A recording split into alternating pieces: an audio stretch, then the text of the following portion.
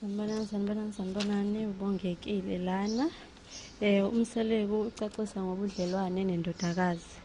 Umseleko odume ngohlelo lwesithembu kumabonakude, uthando nesithembu, uyaziphendulela kwabamgxeka ngokuthi uNonya endodakazini yakhe uSnemi.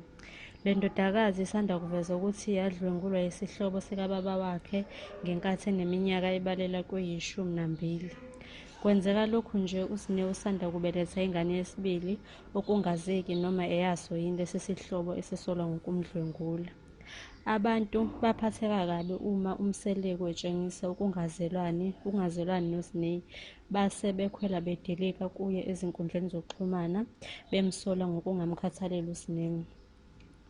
Eziphendulela uthi abantu kumele bazi ukuthi uyamthanda uSnei futhi uzomseka kuze kube sekugcineni.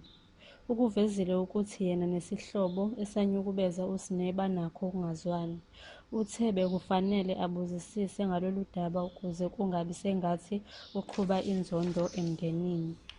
Ubesethi-ke yonke imizi inemithetho yakhona. Uma ingane yakho ingenzi ngendlela okanye ingaziphethe kahle wenza noma yini esuke izoyiqoqa. Wathi uma uqondisa ingane akusho ukuthi usuke ungayithandi, ingane kumele itshelwe iqiniso. Ubesethi uyazi ingane yakhe inyukubeziwe ngokocansi futhi ngeke asonge izandla, kodwa kufanele aphenyisise ukuze kuvele iqiniso. Wathi akufuneki ukuvele uthathe isinqumo ngokuxhamazela, kodwa kufanele ukuthi kuvezwe isiqiniseko sokuveza lonke iqiniso ukuze uzothatha isinqumo esifanele. So-ke engathi-ke uSnei engathola ijustice ekugcineni, umthetho uthatha indawo yayo.